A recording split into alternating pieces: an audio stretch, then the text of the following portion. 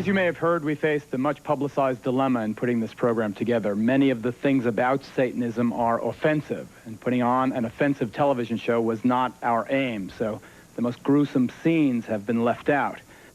Now, what we've kept is strong. We think it's strong enough to get across an effective warning. Satanism can be cause for concern. Its roots are anywhere. Its roots are even in the very heartland of this country. Take a look. Carl Junction, Missouri, a town of about 4,000 souls in the heart of the Bible Belt, where people believe in God and the devil. Periodically, satanic graffiti and some mutilated animals turn up, causing alarmists to cry that satanic cults are operating in the area. Those charges were routinely discounted until a group of students from this high school shocked the entire nation. Late one night last December, 4 teenagers who had been dabbling in Satanism carried baseball bats, a cat, and a length of rope to an isolated spot near their small town here in Missouri. By the time the night was over, the cat had been mutilated and one of the boys beaten to death by the other 3, who then dumped his body in a well. One of the kids who did it, Pete Rowland, is now serving life sentence without parole here at this maximum security facility in Fulton, Missouri. The other 2 boys, his classmates, were also sentenced to life. Had you ever been in here in the first interview since the murder, Pete Rowland talks about the satanic elements of the crime. What was it about Satanism that attracted you? Power.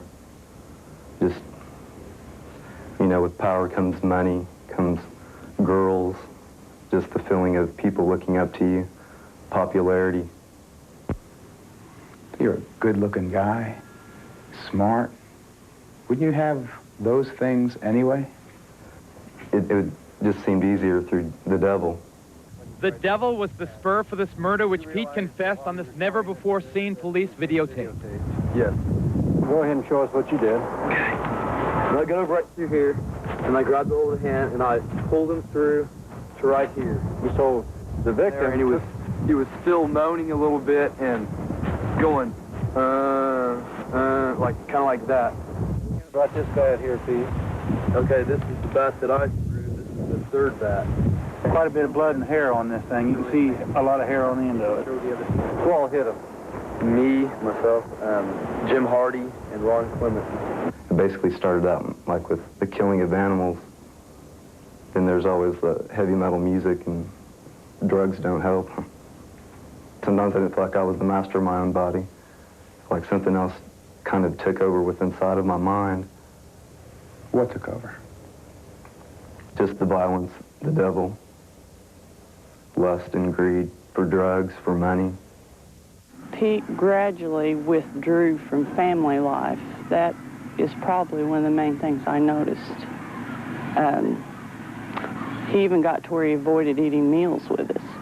He listened to the music, heavy metal music, every opportunity. Another example of the link between heavy metal and teenage satanic crime. Describe what this music did to you.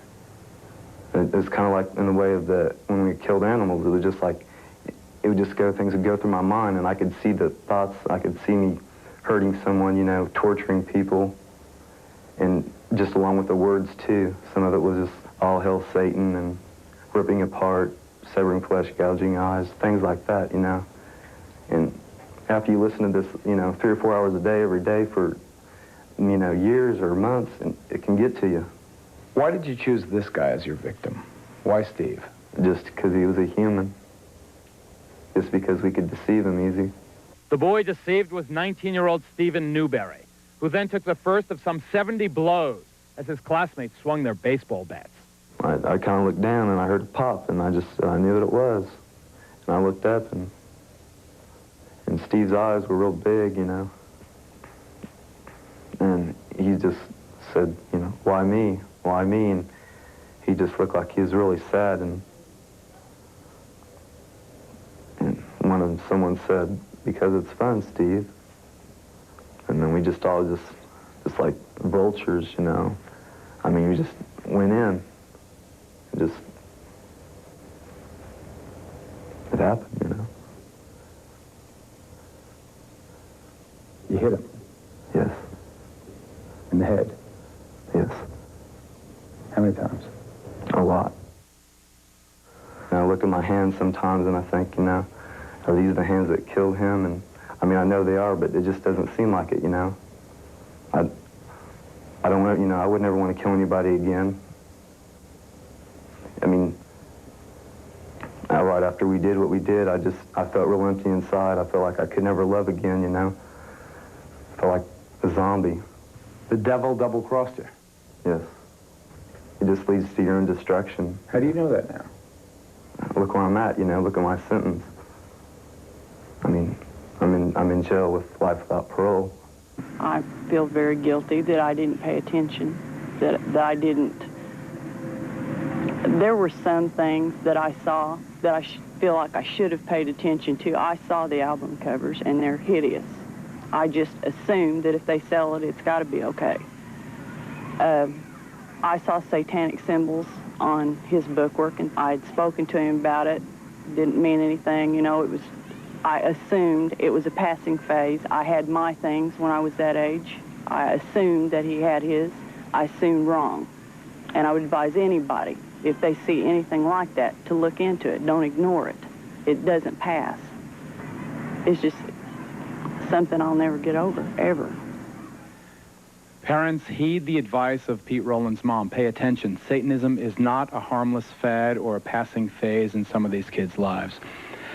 Ozzy?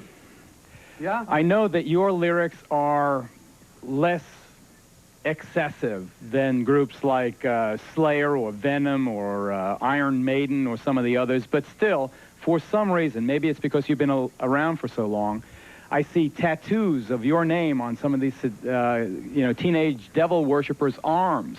Wherever I see devil graffiti and satanic graffiti, I see your name also.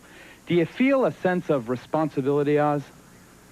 The only responsibility I feel is the fact that I'm a true musician in what I play.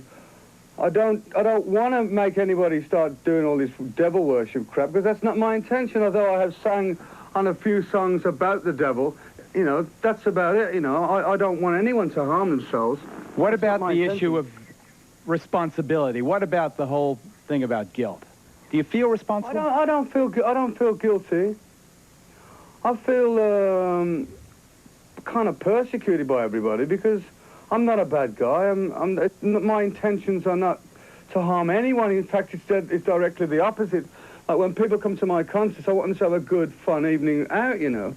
And it seems to me that a lot of people judge the book by the cover more so, and they write things about me where they don't even know what they're talking about, you know. Well, there are lots of people out there, lots of people here in our studio audience who have a very different point of view. We'll get to them coming up next. A look into the dark soul of Satanism. Stay with us.